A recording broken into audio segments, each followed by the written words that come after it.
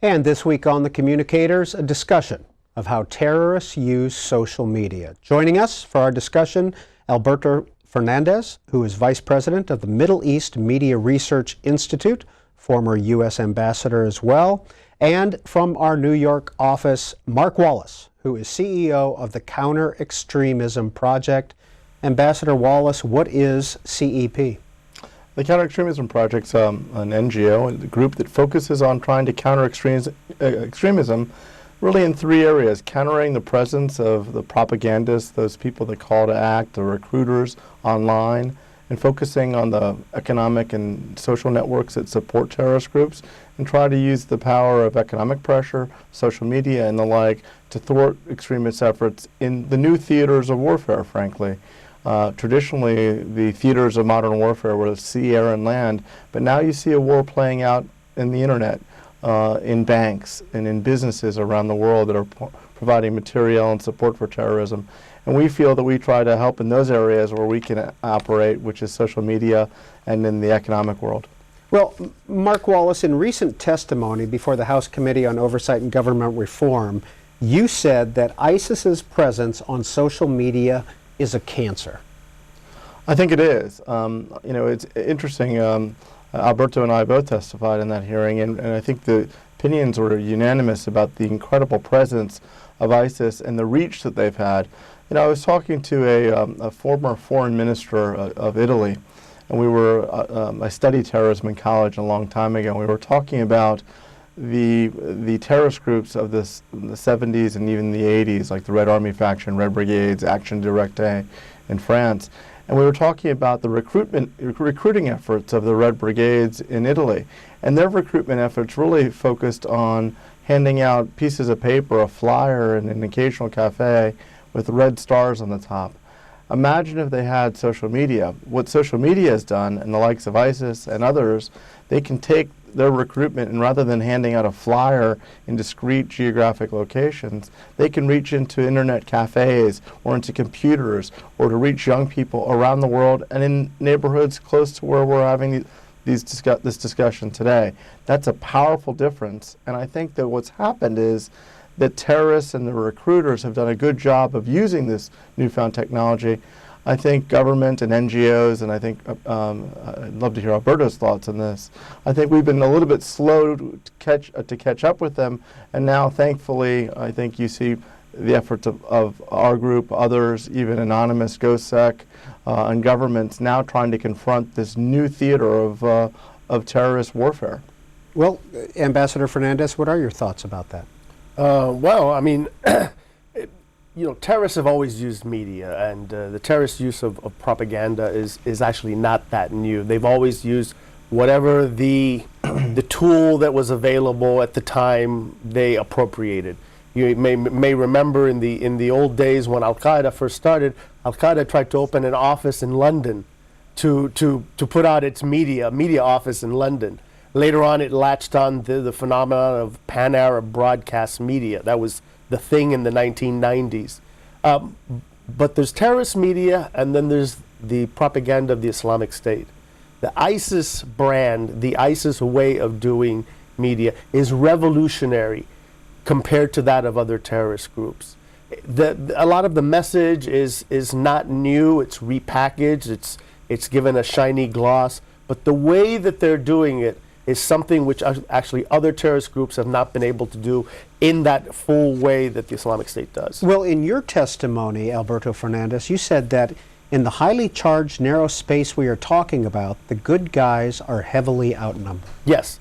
Yeah, if you look at the world, most people in the world condemn the Islamic State, right?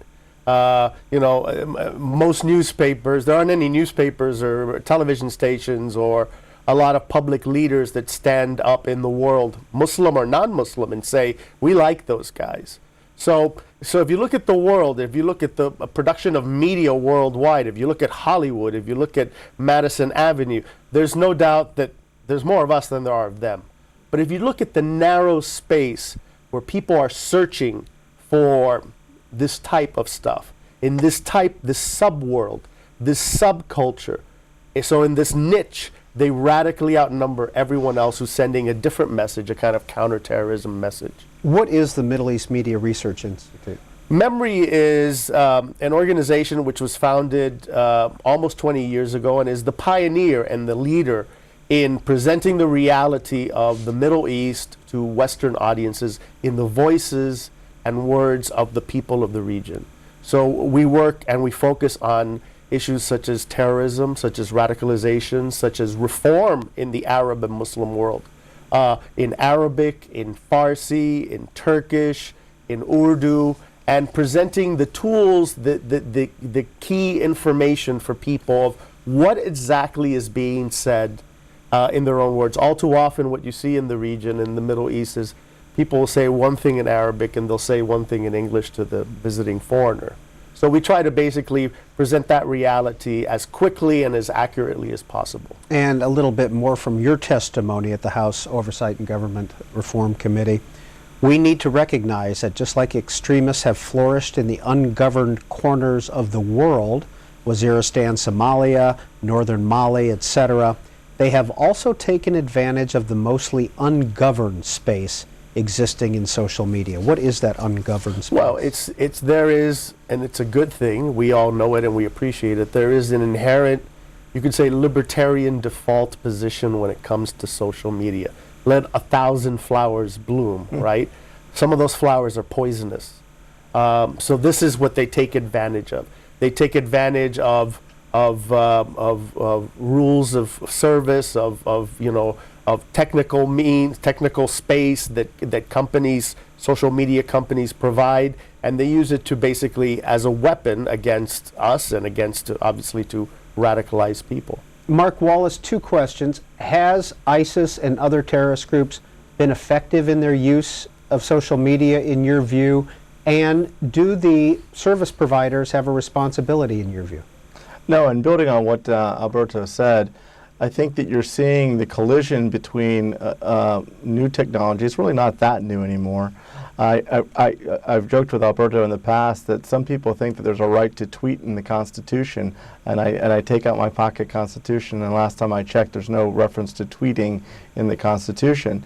But obviously there's a right to free speech. And we've talked about before how the parameters of free speech in the United States and other places are fundamental to our society. But we really don't have free speech. We regulate speech in a lot of different ways. We conclude as a society that certain types of speech should be prohibited. For example, if you were engaging in, God forbid, in child pornography or the stalking of women online on Twitter, that speech would immediately come down. You would be prosecuted, and the speech would immediately come down.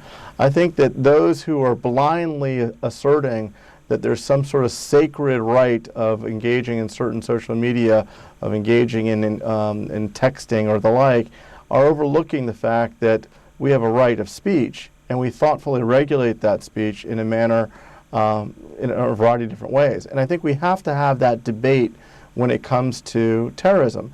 I think finally you're starting to see some progress from the likes of Twitter, who finally acknowledge that they've had a problem where terrorists have appropriated their tremendous platform. I mean, these technologies are obviously incredible, wonderful platforms, but they shouldn't be appropriated by terrorists or weaponized by terrorists to do their bidding, whether it be recruitment, fundraising, really calls to action, whatever it may be.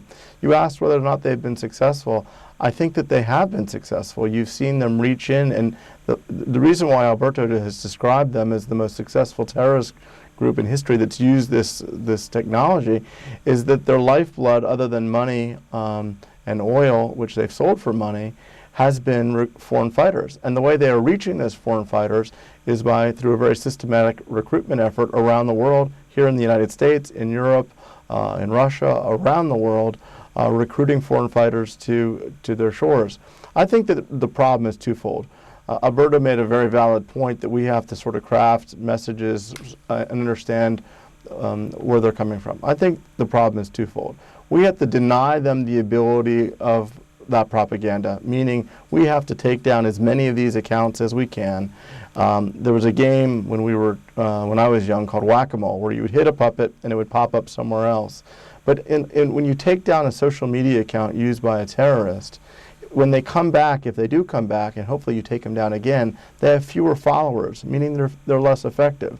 So we have to systematically take down many of these accounts and also try to identify and craft messages and understand what resonates amongst these vulnerable communities so that we advocate messages that discourage those that would join the jihad and that would seek to go fight in Syria or, God forbid, commit a terror attack here in the United States or any other country.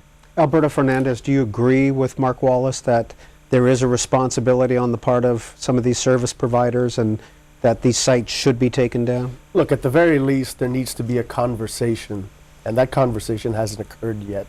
It seems to me that's a common sense first step.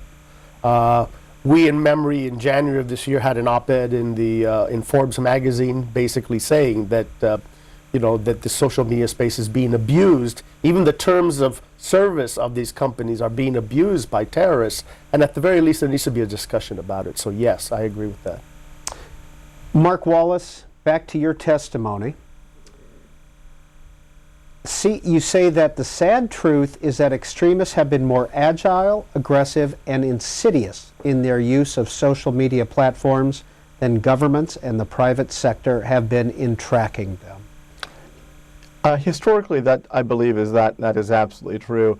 And poor Alberto, who's been on the front lines of this stuff in underfunded State Department offices, now you're seeing a lot of attention being paid. Frankly, this discussion reflects the interest in that area. You see the strange bedfellows from the likes of Anonymous to GhostSec to our friend J.M. Berger to Alberto's team to the State Department, a variety of people coming at this from different places, trying to catch up to both take down these accounts, minimize their reach, hold people accountable, but also identify messaging that sends back a message that ISIS isn't an idea or a path for responsible, good people to pursue, and that if a vulnerable young person in the United States or Europe is attracted to this, that we have to deal with that and turn them away, divert them into rehabilitation and the like. And I think you're starting to see much more attention being paid to that area. And regrettably, it's the scene of a lot of these terror attacks, these sad stories of young people being recruited to go to Syria to fight, many of them dying and their families devastated, and terror attacks that have been recently in Paris, Lebanon, and the like, where we're starting to see the footprint of either locals that have radicalized or foreigners who come in and are radicalized and then commit homegrown terror attacks in Western countries. So I think it's incredibly important, and now you're seeing, I think, a growing group trying to deal with the weaponization, if you will, of the internet. Ambassador Fernandez. Yeah, sure. I mean, those are all good steps, but they're all, kind of basic steps. Their use of media, the use of ISIS propaganda, the way they get it out is revolutionary in the way they do, the swarm, the network that they have. But what gives it real power is something that Mark mentioned, is the narrative. It's the story that they tell.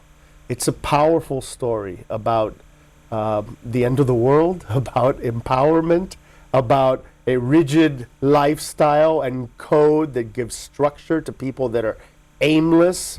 So, we need to do all those technical steps of kind of making life more difficult for them. We need to get in their face, but we also need to answer them. There's lots of discussion about ways to produce a counter-narrative, things to say back at them. A lot of them are a little silly. But there are some basic ideas that you can put out there that actually have been proven to be somewhat effective over time in kind of at least taking a little bit of the air out of them. Well, in your testimony, Ambassador, you talk about ISIS messaging is mostly about a utopian, grievance-laden version of jihadist Salafism, but it is presented in a wide range of tailored ways. Many of these approaches are not particularly violence-filled. Yes, most ISIS videos are not violent. Most of them are about state building. They're about a guy making pizza or somebody paving a pothole or giving money to a widow, of that kind of stuff. also, cutting off hands and stoning people to death, and that as well. The second largest category is also something that we are kind of used to. It's combat camera. Second largest category of ISIS stuff is battle footage. The good guys shooting in the air against the bad guys. The third category is the one that we all obsess about. It's made for us. It's the snuff videos. It's the grotesque violence. So most of their message is, obviously, for people that they want to recruit, they want to encourage, is not the weird, crazy, head-cutting stuff that we're used to, which of course is not so weird. There's logic behind it as well. Well, let me just push back on one thing that Alberto said, if I could. Look, I agree with him about the counter-narrative. You have counter-narrative on one hand, and you have the denial of their ability to reach, meaning communicate via social media, and I believe we have to engage in both. I also believe that counter-narrative is in some ways trying to chase the unicorn at the end of the rainbow. So we have to be very, very careful. I think we have to do it. We have to be smart about it and identify counter-narrative. But I think we'd be fooling ourselves to suggest that these perverse messages will not find some homes to resonate in no matter what we do on the counter-narrative side. And that's why it has to be a combination of denying the insidious actors on the internet and social media who are trying to reach into these homes and otherwise. Look, it's a poor analogy. I don't know another intellectually accessible one, so forgive me. But we've all been subject to telemarketers in our homes.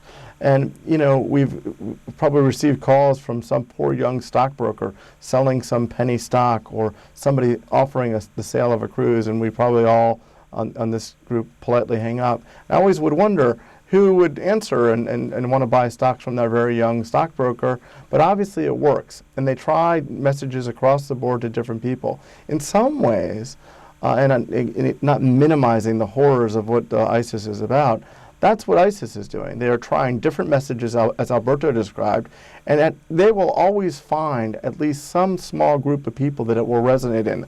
I don't believe counter-narrative in isolation will prevent them from convincing someone that their cause is right and just. They're wrong. Well, it depends how you define counter-narrative. I mean, all too often people use that to mean kind of, a warm cup of cocoa and a blanket. Right. When I mean a counter-narrative is, what are the things, excuse me, that are going to cut them down to size? The number one counter-narrative against the Islamic State is military victory.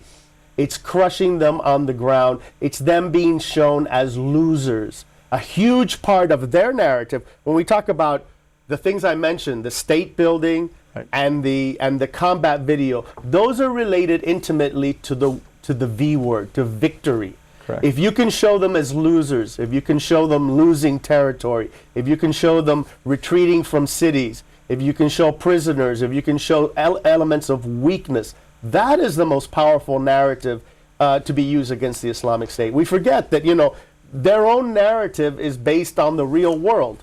They didn't talk about taking Mosul, they took Mosul, Right. So the most powerful narrative is the reality on the ground of showing them that they are not this God-ordered, perfect society promised in Islamic prophecy that everyone says that they are, that they're basically just a bunch of losers. Yes, you're right. There are always going to be some people who are going to be, not to coin a phrase, bitter dead enders, but we can certainly kind of take a lot of the numbers way down if everyone sees them as the losers that they are. We're not quite there yet. We have a challenge that the physical state, the physical ISIS state, is under a lot of military pressure, and it's slowly, all too slowly, being kind of weakened. But the virtual state, the one that we're talking about, is still very healthy and very powerful and very aggressive. So we have to make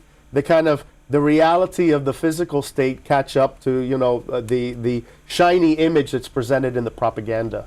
Alberto's right, and I fully agree with what he said, and I think we're probably very like-minded in the way he described counter-narrative. But Alberto also knows that, again, using another comparison that is perilous, but the war on drugs, for example, became a proxy battle for ideologically driven solutions. And I think there are some that would advocate For example, there was a narrative at one point during the counter-extremism debate that it was all about poverty. It's not all about poverty. Our friends at George Washington University, Alberto, I think you attended the panel where our friends at George Washington University, Lorenzo Vadino, Seamus Hughes, put out a wonderful comprehensive report on American ISIS fighters.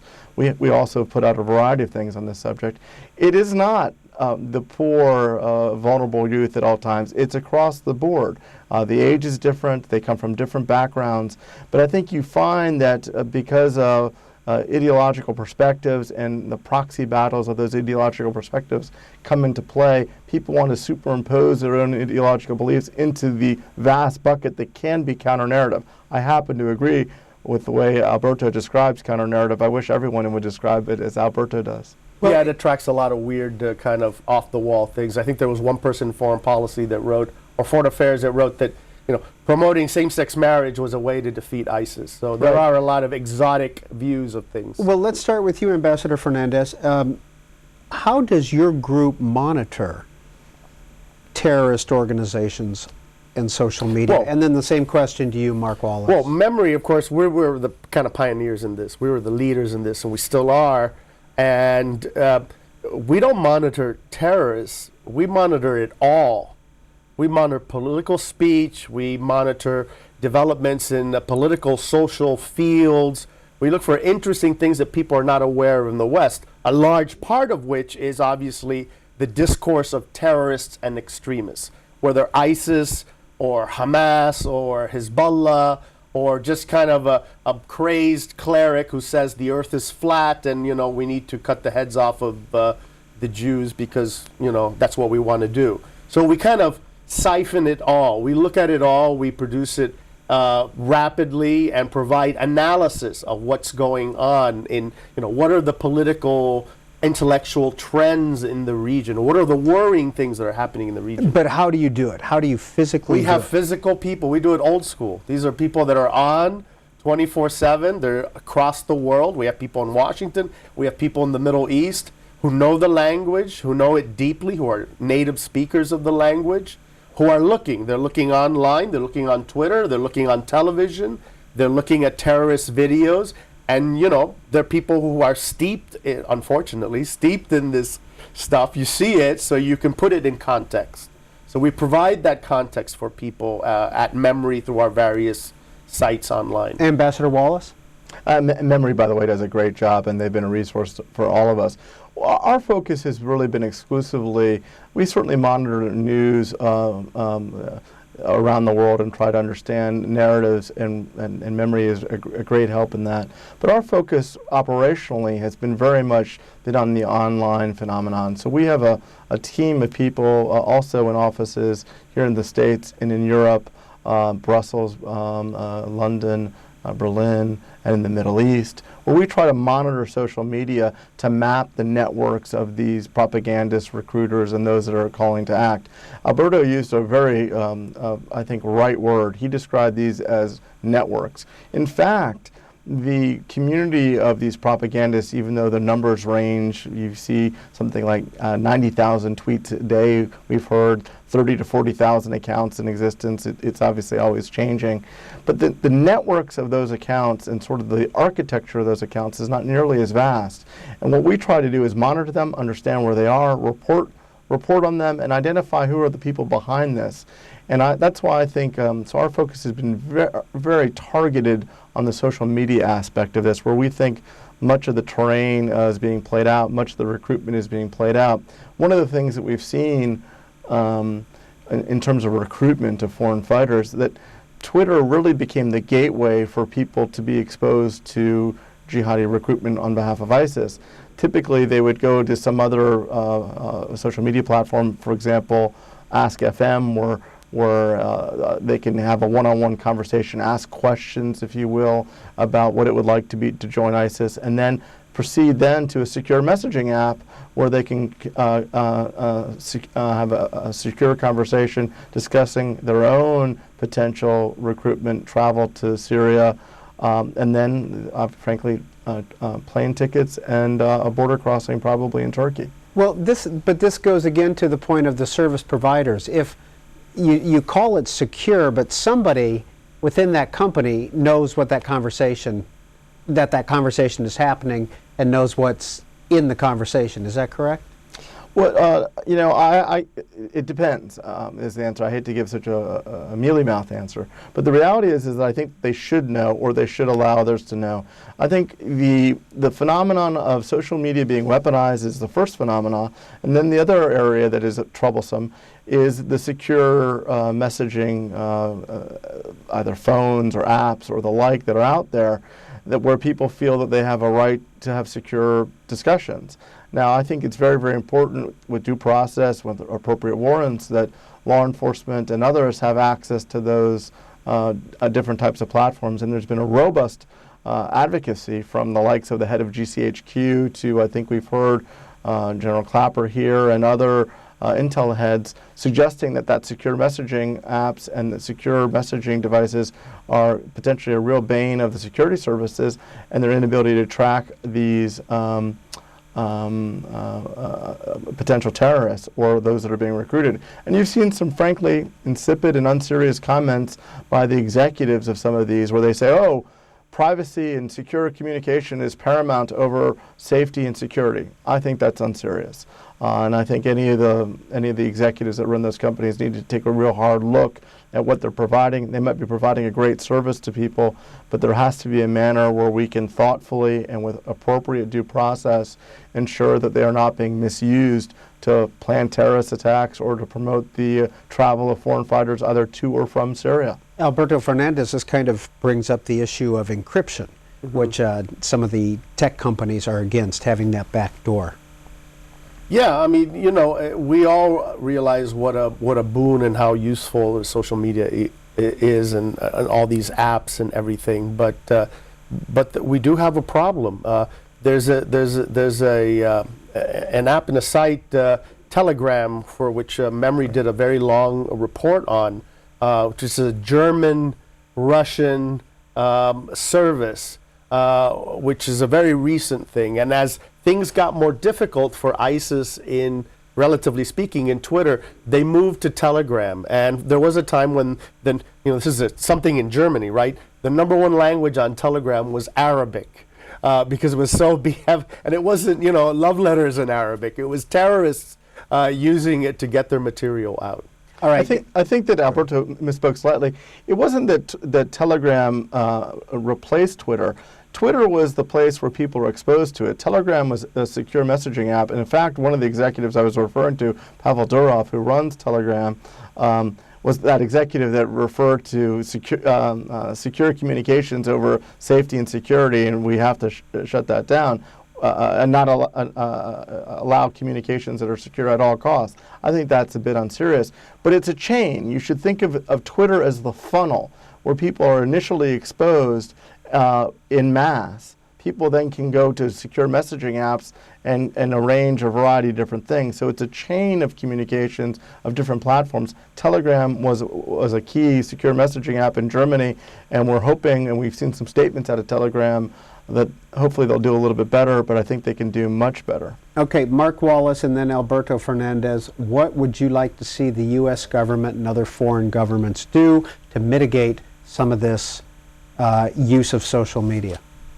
Well, I think a starting point should be our current laws. Our current laws related to terrorists and specially designated nationals refer to the material support of terrorists. Now, material support can mean a lot of different things. Obviously, if you gave a Kalashnikov rifle to a terrorist, you'd be giving them a weapon, and that clearly is material support. But how about a hunting knife? A hunting knife is a hunting knife, except in the hands of an ISIS killer. That probably is material support. I think that we ought to have a robust discussion in the United States that these companies are now really on notice that their platforms are being abused. I think that they have to put policies and procedures in place, a lot of which we've proposed, that limit and deny the ability of terrorists to misuse these platforms. If they don't, I think we have to start having a real robust discussion. At some point, does do these platforms, do they become material support for these terrorist groups? I know there's some laws that are being under consideration in Congress regarding this. I think we have to have that debate. What does it mean? You can't just turn a blind eye if you're a social media company and say, oh, communication over all else, we have a right to tweet. That's unserious. I think industry needs to be part of the debate, and I think we have to have a robust discussion about what the appropriate limitations are about these communications. We're not there yet. Hopefully we'll get there with discussions like this. Alberto Fernandez. I agree with all of that. Generally, I would add that the biggest step we can take to reduce this threat is to be more serious and more intense in our dismantling of the Islamic State in its homeland. That's the most important thing. That's the best propaganda you can make. Yes, we need to work on these things, and there's a larger issue of this jihadist Salafi ideology, which is poison and which is rampant in parts of the Muslim world. But the most important thing about this problem is, take Raqqa from them, take Mosul from them, reduce them to where they were in 2011, 2010, when yes, they were still killing people and doing terrible things, but they didn't have a state, much less a state which is God's gift to humanity, which is what they present it as. Alberto Fernandez is the Vice President of the Middle East Media Research Institute, former U.S. Ambassador to Equatorial Guinea and Chargé d'Affaires in the Sudan, came to the U.S. as a refugee from Cuba in 1959. Mark Wallace is the CEO of the Counter-Extremism Project, former U.S. Ambassador to the UN, representative for UN Management and Reform, served as General Counsel to the INS and to FEMA, and Senior Advisor, Deputy Campaign Manager to George W. Bush in 2004. Gentlemen, thank you for being on The Communicators. Thank you. Thank you.